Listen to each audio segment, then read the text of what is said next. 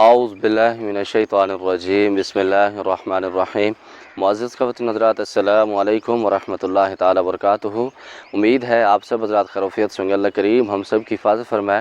اللہ رب العزت تمام امت مسلموں کو اپنا پیارا گھر اپنے حبیب صلی اللہ تعالی علیہ وآلہ وسلم کے روضے پاک کی باادب حاضری نصیب فرمائے۔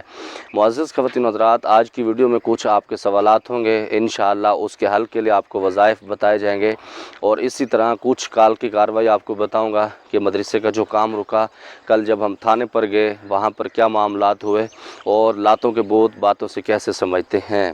اور سب سے پہلا سوال جو ہے، السلام علیکم، میری بہن کے شوہر کے پیچھے ایک عورت پڑی ہے، پلیز کوئی وظیفہ بتا دیں، وہ ان کی جان چھوڑ دے، پلیز جواب دیجیے گا۔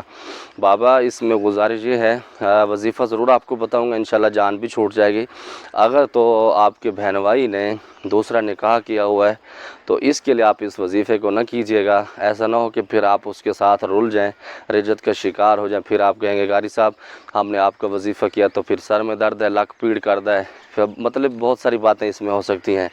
تو اسی طرح اگر تو اس نے نکاح کیا تو اس میں حرج نہیں ہے، لیکن یہ ہے کہ دوسروں کو حق دینا ضروری ہوتا ہے۔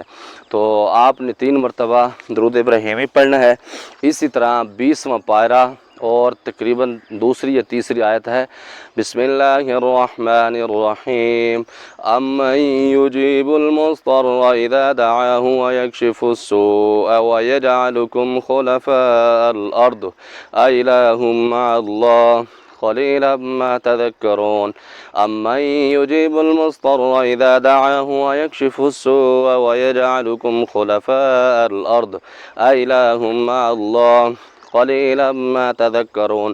یہ 20واں پارہ جہاں سے شروع ہوتا ہے اس کے پہلے صفحے کے اوپر یہ آیت ہے، 111 مرتبہ یہ آیت پڑھنی ہے۔ اس کے بعد اول آخر 3 مرتبہ درود ابراہیمی درود ابراہیمی پڑھنے کے ساتھ چینی پر دم کرنا ہے۔ اپنے بہن بھائی کو آپ نے کھلانا، اپنی بہن سے کہیے گا وہ اس کو چائے میں یا شربت میں کسی بھی چیز میں ڈال کے اس کو کھلائیں گے تو انشاءاللہ بہتر ہوگا۔ اسی طرح دوسرا ایک سوال ہے، خطرناک یا فضل و کرم اور طاقت رکھنے والے قرآنی آیات کو خطرناک نہ بولو بھائی۔ بابا اللہ رب العزت نے جب خود فرمایا ہے، اللہ رب العزت فرماتے ہیں کہ یا جہاں پر میں رحمان رحیم ہوں وہاں پر جبار قہار ہوں، اور اسی طرح تبت یدا ابی لہب، اللہ رب العزت فرماتے ہیں کہ لہب تیرے ہاتھ ٹوٹ جائیں۔ جب اللہ رب العزت خود بتاتے ہیں تو جب اللہ رب العزت اس میں ہاتھ ٹوٹنے کا ذکر کرتے ہیں تو اگر یہ دشمن کے لیے پڑی جائے تو تباہی کرتی ہے۔ اس طرح بہت سارے ایسے ہیں، آپ اس کو سمجھنے کی کوشش کیجئے، کیونکہ آپ اپنی جگہ پر صحیح ہیں، جتنا کسی کو اللہ رب العزت علم دیتے ہیں اور اس کو اتنی سمجھ دیتے ہیں۔ دوسرا ایک سوال ہے، تیل اور پانی کے لیے استعمال کرنے کے لیے جواب ضرور دینا کیونکہ آپ نے کلیئر نہیں کیا تھا۔ بابا تیل اور پانی جو مریض ہوتے ہیں اس کے لیے میں بتاتا ہوں، تیل سرسوں کا ہو یا کوئی بھی ہو اس کے اندر آپ نے ڈالنا ہے، ڈالنے کے بعد سر کی مالش کرنی، پاؤں کی کرنی ہے، اور ناک کے اندر 2-3 قطرے مریض کو ڈالنے ہیں، انشاءاللہ اس سے فاقہ ہوگا۔ پانی پی بھی سکتا ہے، چھڑکاؤ بھی کر سکتے ہیں۔ اسی طرح ایک اور سوال ہے، السلام علیکم سر، میرا اپنا ذاتی گھر نہیں ہے۔ بابا آپ اللہ رب العزت کی بارگاہ سے دعا بھی کریں اور اسی طرح سورۃ الکوثر کو 171 مرتبہ پڑھیں، توجہ دھیان کے ساتھ اللہ رب العزت سے دعا کریں، انشاءاللہ اللہ رب العزت اپنا گھر دیں گے۔ نمازوں کی پابندی خوب کیجیے گا۔ اسی طرح السلام علیکم جناب، اپنا ذاتی نمبر دیجیے، آپ سے بات کرنا چاہتی ہوں۔ جی میری سسٹر، جو مونوگرام پہ نمبر ہوتا ہے 030148060004 یا 030148060004، یہ اس ملنگ فقیر کا نمبر ہے، اس پہ آپ بات کر سکتے ہیں۔ اب آتے ہیں اپنے ٹاپک کی طرف۔ اگر ویڈیو تھوڑی سی لمبی ہو جائے تو اس کے لیے معذرت خواہ ہوں۔ سب سے پہلے آپ کا شکر گزار ہوں جو آپ نے کل دعائیں دی واٹس ایپ پر، اتنا آپ نے اس کو مجھ سے رابطہ کیا، لیکن میں آپ کی باتیں نہیں سن رہا تھا، موبائل میں نے چھوٹے بھائی کو دیا تھا تو اس نے کچھ آپ لوگوں کے میسیج سنے، جواب کسی کو نہیں دیا، تو پھر آپ کا شکر گزار ہوں کہ آپ نے دعاؤں میں یاد رکھا۔ اللہ رب العزت آپ کو اس کا اجر دے۔ کل ہمارا 5 بجے کا ٹائم تھا تو میں 5 بجے سے تقریباً 20-25 منٹ پہلے تھانے پر پہنچ چکا تھا، کیونکہ میں ایک سمجھتا ہوں جب بھی کوئی قانونی کارروائی ہو آپ کو پہلے پہنچنا چاہیے، قانون کو آپ کی انتظار نہیں کرنی چاہیے، آپ خود قانون کی انتظار کریں۔ ایک اچھے پاکستانی ہونے کے ناطے، ایک اچھا باشندہ ہونے کے ناطے یہ ہمارا فرض بنتا ہے۔ جب ہم وہاں پر پہنچے تو وہ لوگ وہاں پر نہیں آئے تھے، تو میں نے ان سے کہا کہ مسجد کس طرف ہے، میں نے وضو کیا، مسجد میں بیٹھ گیا، نماز جماعت کے ساتھ ہم نے پڑھی، بلکہ جماعت بھی میں نے خود کرائی الحمدللہ۔ تو اس کے بعد وہ لوگ آئے، تو وہ لوگ جب آئے تو ہم ایک طرف بیٹھ گئے. میں نے کہا ابھی ہم ان سے نہیں ملیں گے ایس ایچ او صاحب سے، تاکہ جو میرے ایک دو بزرگ آ رہے تھے تو میں ان کو بھی ساتھ لے کے جانا چاہتا تھا، جو ہمارے ثالث تھے. بزرگ سے مراد وہ تھے، ورنہ الحمدللہ میں اپنے نہ بابا جان کو لے گیا تھا نہ چچاؤں کو. اس وجہ سے میں نے کہا یہ بزرگوں کا کام نہیں، تھانے کچہریوں کا، یہ ہمارا جوانوں کا کام ہے. تو خیر جب وہ آئے اے ایس آئی جو ہوتے ہیں، تو انہوں نے پوچھا سارا وقوع کہ آپ نے ان کی زمین پر قبضہ کیا ہے. میں نے کہا جی مکمل بات یہ ہے 2020 سے ہمارے ان سے تنازع شروع ہوا ہے. انہوں نے فائرنگ کی، ہم نے 2 بندے ان کے پکڑے، ہم نے ان سے اسلحہ چھینا، اس کی ویڈیو ہمارے پاس اب بھی پڑی ہے. ہم نے وہ 2 بندے پولیس کے حوالے کیے اسلحے کے ساتھ، تو وہ ویڈیو بھی ہمارے پاس پڑی ہے. اور اسی کے اندر ہمارے ایک ڈیتھ ہو گئی میری امی جان کی، وہ اس وجہ سے کہ کچھ تھوڑی سی چوٹ ان کو لگ گئی تھی، رات کا ٹائم تھا تو وہ گر گئی، گرنے کے بعد ان کی ڈیتھ ہوئی. تو میں نے کہا وہ قتل بھی میں نے ان کو معاف کیا ہے، اور اگر یہ عدالت کو بھی نہیں مانتا اور پنچایت کے فیصلے کو نہیں مانتا، پھر لاتوں کے بھوت باتوں سے سمجھتے بہت زبردست ہیں. تو میں نے کہا اس کے لیے بھی عدالت کے دروازے کھلے ہیں، میرے لیے بھی کھلے ہیں. دوبارہ میں پیروی کرتا ہوں اس کیس کی، پھر انشاءاللہ ایک دوسرے کے بازو آزمانے کے بعد پھر دیکھیں گے کیا کرنا ہے. خیر اس نے کہا جی آپ نے 20 تاریخ تک اس کی تعمیر روکنی ہے مدرسے کی، کیونکہ 20 تاریخ کو جو اس نے اسٹے لیا ہوا ہے اس کی پیشی ہے. تو میں نے کہا ٹھیک ہے، میں اس کی احترام کرتا ہوں آپ کے قانون کی. آپ نے منع کیا تو میں نے اس وقت اپنے مستری مزدور نیچے اتار دیے. بلکہ آپ کو یہ بھی بتاؤں، یہ جو نیچے اوپر یہ کپڑا دیا ہوا، یہ نیچے مسالہ بنا ہوا، میں نے ایک اینٹ بھی نہیں لگوائی، اس وجہ سے کہ میں نے آپ کا بھرم رکھا. تو وہ اے ایس آئی کہنے لگے کہ ہم نے بھی بہت ساری عزتیں دی آپ کو، جب آپ نے یہ بات اپنے مزدوروں کو کہی کہ کام بند کر دو تو ہم نے بھی کوئی کارروائی نہیں کی، ورنہ جو اسٹے پر کام ہو رہا ہوتا ہے وہ قبضہ ہوتا ہے تو ہم موقع سے لوگوں کو اٹھا کر لاتے ہیں. تو اس وجہ سے، اور 1 گھنٹہ انہوں نے میرا گرمی کے اندر انتظار بھی کیا. انہوں نے کہا سائیں جی یہ صرف اس وجہ سے کہ جو آپ نے ہمیں عزت دی تو ہم نے وہ عزت آپ کو اس کے بدلے میں دی. تو میں نے ان کا شکر ادا کیا. تو پھر ہم گئے ایس ایچ او کے پاس کہ اس کی تحریر لکھ لیتے ہیں کہ 20 تاریخ تک میں کام نہیں شروع کراؤں گا، 20 کو ہماری پیشی ہے، 21 والے دن ہم تھانے پر جائیں گے. جو فیصلہ عدالت کرے گی، اگر عدالت کہے گی کہ آپ اس کے مالک ہیں اور اس کو چلائیں تو یہ کام شروع ہو جائے گا اللہ کے فضل و کرم سے. اگر عدالت منع کرے گی تو میں اس کا پابند ہوں، میں اس کو روک دوں گا اس کام کو، مدرسوں کو. تو جب ایس ایچ او کے پاس گئے تو اس نے مجھے کہا کہ مولوی صاحب آپ نے ان کی زمین پر قبضہ کیوں شروع کیا ہے؟ میں نے کہا حضور والا آپ نئے آئے ہیں تو اس لیے آپ کو میرا موقف، میری داستان کا پتہ نہیں، میں آپ کو بتانا چاہتا ہوں. اس نے کہا یہ بتائیے. میں نے کہا 2020 سے، خیر میں نے ان کو ساری کارروائی اس کو سنائی. میں نے کہا میں نے ان کو ایک قتل بھی اللہ کی رضا کے لیے معاف کیا ہوا ہے. تو ایس ایچ او کے ایک دم رنگ بدلے. اس نے کہا اچھا تم نے اس کو قتل بھی معاف کیا ہوا، آج یہ پھر تمہارے خلاف نیا پروپیگنڈا کر کے آیا ہے. ابھی 2 بندے تمہارے یہاں پر بیٹھیں گے، 2 اس کے بیٹھیں گے. میں نے کہا کوئی مسئلہ نہیں. میں نے کہا میں اپنے 2 بندے دیتا ہوں، میں خود بیٹھتا ہوں، دوسرا میرا بھائی بیٹھ جائے گا یا چچا کے ساتھ یا ماموں کا بیٹا، کوئی بھی ساتھ آئے ہوئے تھے. ہم 6 لوگ تھے اور یہ تقریباً 20-25 لوگ تھے وہاں پر.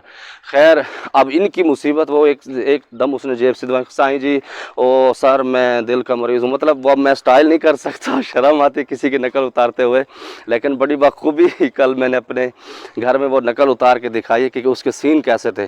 اور سب سے پہلی بات یہ ہے کہ جب بھی کسی کے ساتھ تنازع ہو تو آپ پہل نہ کیا کریں. شریعت میں بھی اس کا حکم ہے، اسلام میں بھی.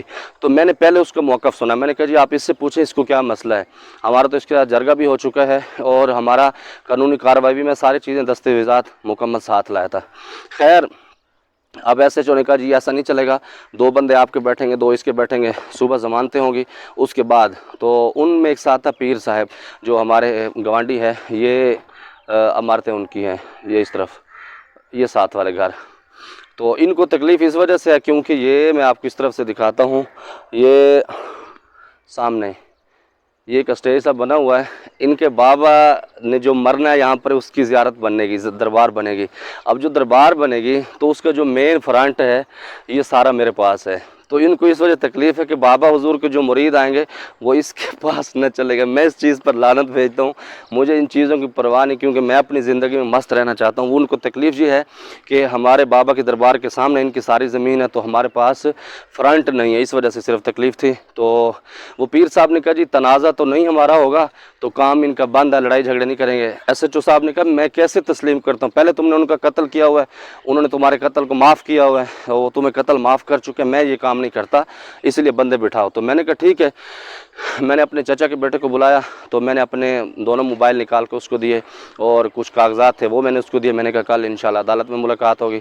और जब उसने कहा ना कि सर मैं दिल का मरीज़ हूँ, तो मैंने उसको कहा सचो साहब को, मैंने कहा सर मैं बिल्कुल ठीक हूँ और मुझे कुरान शरीफ दे देना, क्योंकि मैंने तिलावत करनी है और उसके बाद जो भी मामलात होंगे। मैं इसलिए भी कुछ खुश था, मैंने कहा जो आज की रात गुजरेगी, एक तो जो थाने के अंदर कैदी होंगे कुछ उनको सिखाऊंगा इंशाल्लाह दीन की बातें, और इसी तरह अल्लाह रब्बुल इज़्ज़त से ख़ास तौबा करूँगा उन लोगों के लिए जो बच्चियाँ मुझे परेशान होकर कॉलें करती हैं, व्हाट्सएप पर रब्ता करती हैं, मैं उनको टाइम नहीं दे पाता। हकीकत में मैं शर्मिंदा होता हूँ। अल्लाह रब्बुल इज़्ज़त से यही दुआ करनी थी, या अल्लाह या तो इन लोगों को फ़ोन इनके मेरे पास ना आए, या अगर आएँ तो मेरे पास इतनी हिम्मत हो कि मैं इनको फिल फौर जवाब दे दिया करूँ। मेरी सिर्फ ये सोच थी। खैर अब वो इनकी तो दिमाग ख़राब हो गया कि इतने बड़े पैसे वाले थे और हम उनके मुकाबले में तो नॉर्मल इंसान थे, तो उनके लिए तो बड़ा मसला था। और बुज़ुर्ग था। अच्छा उसके भतीजे थे मियां अरशद, जिसको हमने पकड़ा था लड़ाई के अंदर और हमने जमा कराया था पुलिस में, क्योंकि हमने इनसे असला भी छीना था।